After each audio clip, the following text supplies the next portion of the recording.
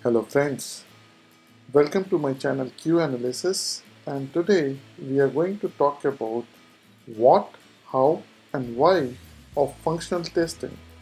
If you are looking for answers like what is functional testing, how to perform functional testing and why to do functional testing, if you're looking answers to all these questions, then please watch this presentation of mine. Okay, let's move on to our new presentation. And I'm moving to the next slide. So you can see here I have a whole sheet which is an example of the workflow, how exactly function testing takes place. We are going to talk about what is functional testing with this example. So many people, they get confused manual testing and they consider it as a functional testing. Any of the requirement which has certain functionalities defined for it, and when you check all those functionalities and you see the expected and actual behavior is matching and there is no discrepancy or difference, this is what you do as a part of functional testing. So functional testing is basically to test anything related to the business functionalities. It can be tested through various techniques, maybe a black box testing, white box testing, through inspection, through different kind of tools, or using macros. There are different set of things through which you can perform functional testing. Exploratory testing, it is also a part of functional testing, wherein you check all the functionalities in a given charter time box effort, wherein you try to try to break the system against the functionality which is to be tested.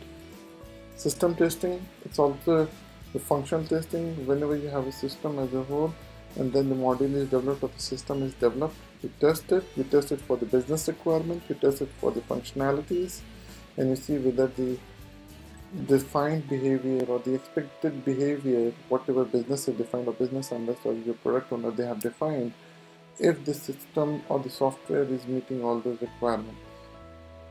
So this is known as functional testing. Anything, I repeat, anything, any testing which is conducted so as to ensure that business requirement defined for the system, they are working and the software or the system is functional in terms of business requirement.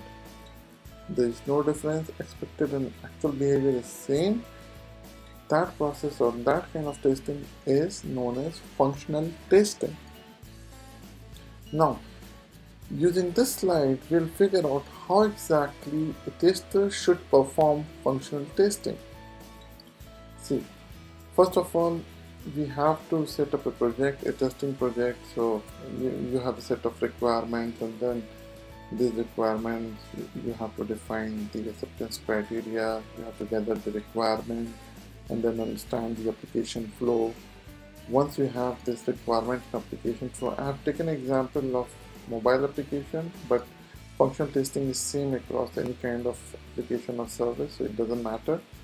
So you gather requirements, and then for those requirements you have user specifications.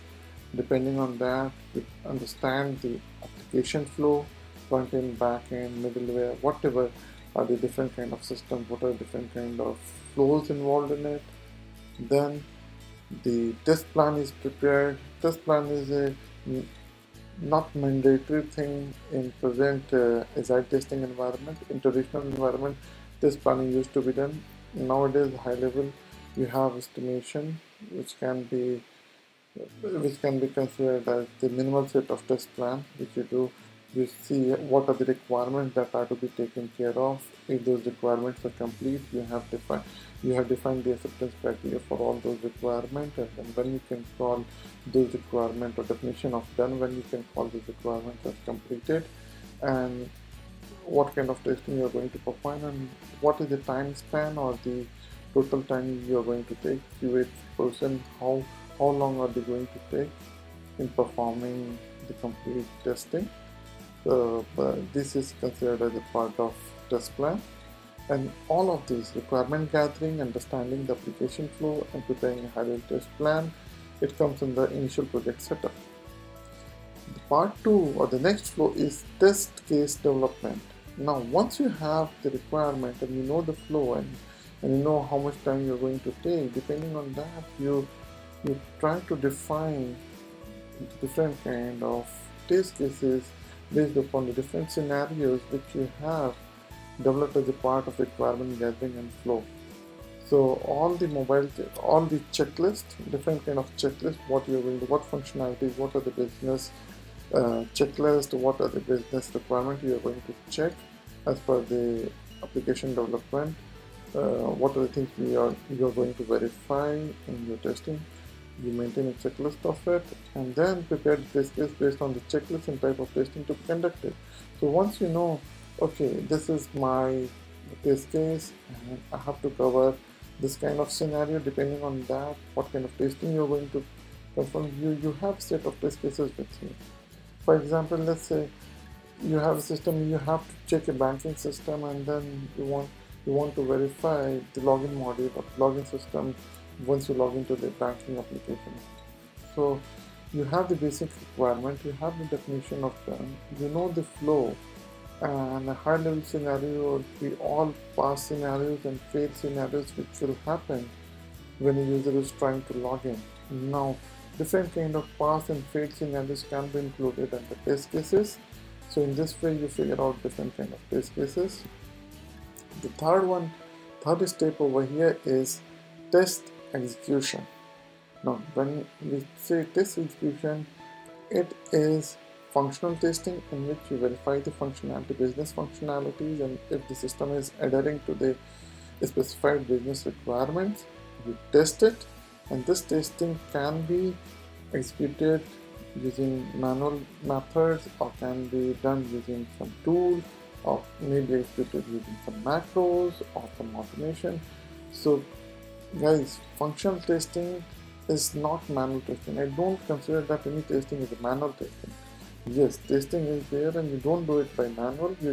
Somebody has, like a manual QA has to execute depending upon his understanding of the business requirement, depending upon his understanding of the business functionalities, he conducts this functional testing. And this is what I say, human-based functional testing. Every time whenever you have, now this is the base for automation testing as well. And here lies the answer why we need functional testing. Whenever we have a new functionality being developed or a new system being developed, the whole of the requirement has to be drilled down and has to be maintained, developed in a very gradual manner, iterative manner. Many things are clear, many things are not clear, maybe in terms of design, maybe in terms of test cases, maybe in terms of UI, maybe in terms of usability. There are so many things which are involved. So as and when things get clear, the requirement is refined, and depending upon the final requirement, definition of the acceptance criteria is defined, and then the tester is testing all those functionalities, all those requirements, and if all test cases are passing, that is actual functionality is working the same way as it is expected to work. The expected functionality and the actual functionality, they both are working in the same way, and then we say the functionality is complete, things are working fine, and the whole functionality has been developed.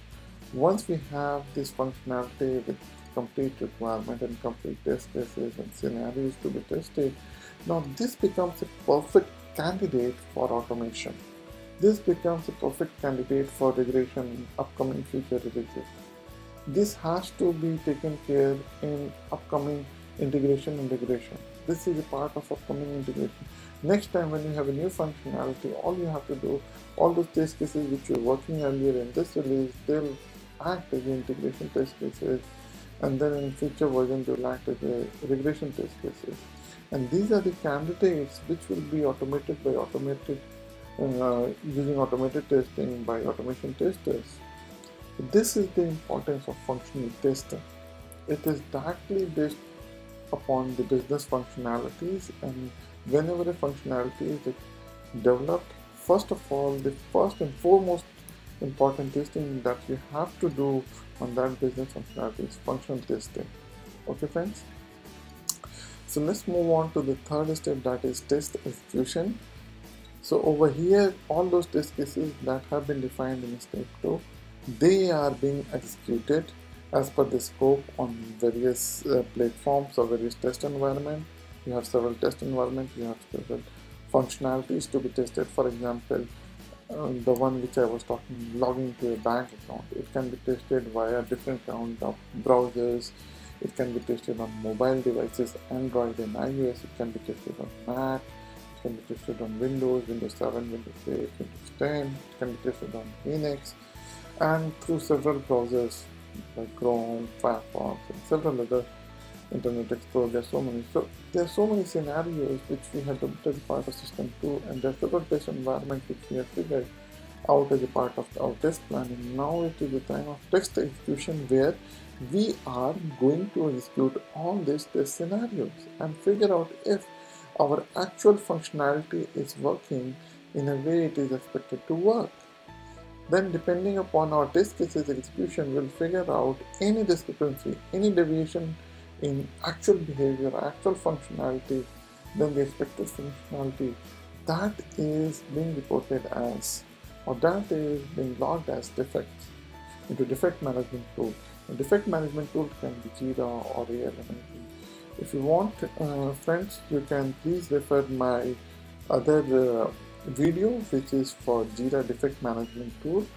You can find the link in my description. Feel free to watch it in order to learn defect management and how we handle requirement and defect using defect management tool Jira.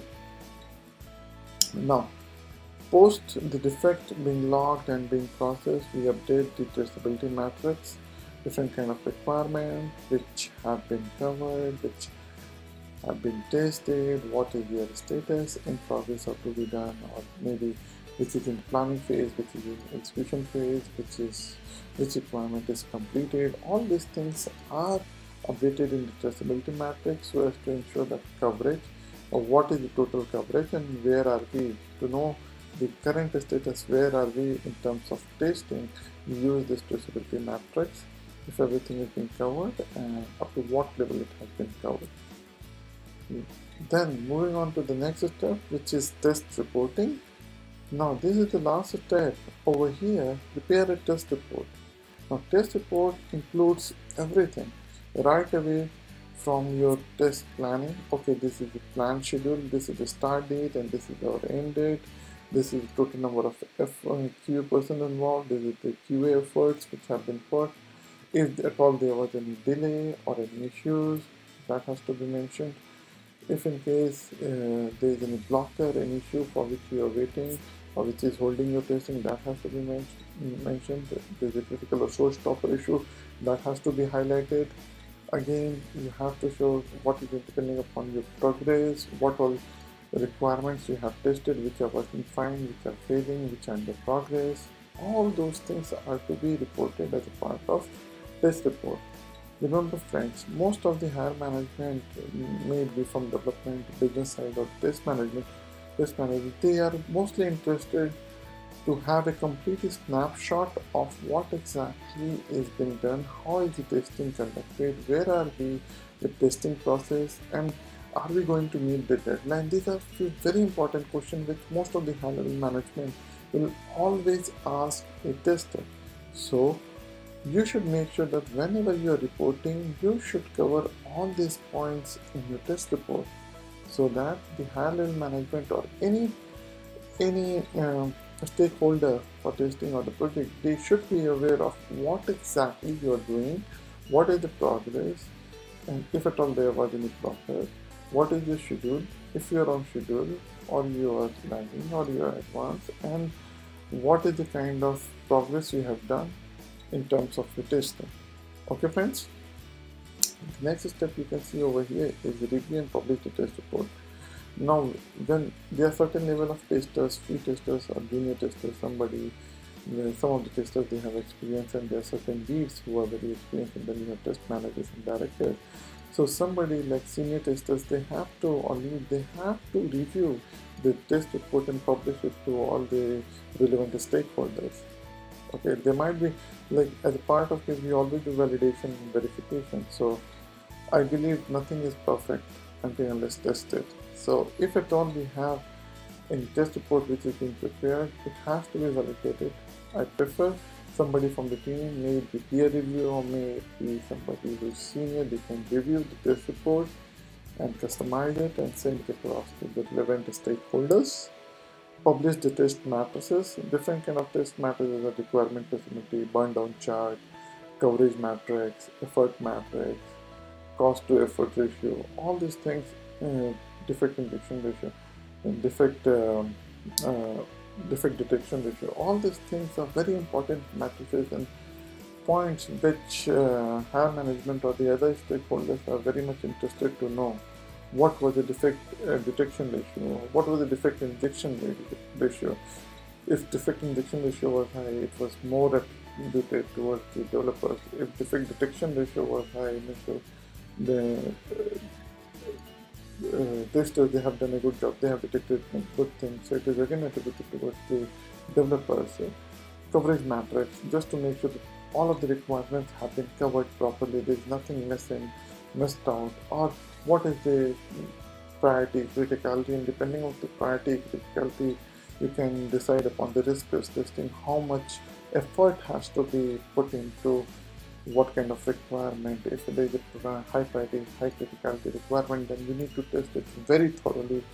And if there is a low priority and low criticality requirement, even a smoke testing will be fine. So, because nowadays we are short in our efforts, our cycles, the testing cycle, they have squeezed a lot, and we do several iterations. So whenever we have something like this, all these matrices, they become very important for the decision-making authorities. And finally, last but not the least, depending upon your test planning, test execution, test report, defect, whatever you have logged, and your timeline, your schedule, depending on all these things, finally, whenever you are done with your testing and you have a suitable product which is ready to be released to the customers, you provide a QA sign-off. And this QA sign-off should reflect following points at the minimum. First, it should highlight if all the requirements were covered, all the functionalities were covered, and they are working fine. If at all we have any open issue, that should be mentioned. If there is any blocker, it should be mentioned. If there is any assumption, that should be mentioned. If at all there is any incomplete test cases, incomplete scenario, or any scenario in which testing couldn't be completed because of some external factors, that should be mentioned. If at all any exception was observed, or something which is unexplainable, or something which is deferred for upcoming release, that also should be a part of this sign-off. Apart from that, all those requirements that have been tested for the functionality, total number of test cases, total number of past test cases, total number of failed test cases, total number of defects being reported, defect, all defects closed or defect in progress or defect open at the time of sign-off, plus the persons involved in quality analysis or testing, plus the total was the testing on time, or it took less time, or destination and the total effort, or were they in sync. Apart from that, there's any other relevant info which you think is important in terms of the current release to figure out a go or no-go decision, or something which has to be important, which seems to be important and can be used in the upcoming release. All this information should be mentioned as a part of your QA sign-off. Okay, friends? So with this, we come to an end of this presentation, and in this presentation we have figured out three things. First, what is functional testing? How do we do functional testing, and why is functional testing important? Friends, if in case you have any question related to software testing or quality analysis, please let me know in the comment section for this video. Feel free to like, share and subscribe my channel. My channel is Q Analysis, and I'm on LinkedIn. So please, on YouTube, please share my channel as much as you can. I need your support, and I request you to like, share and subscribe for more videos on quality analysis and software testing. Thank you friends. I look forward to meet you again in my next video. Thanks a lot. Bye bye.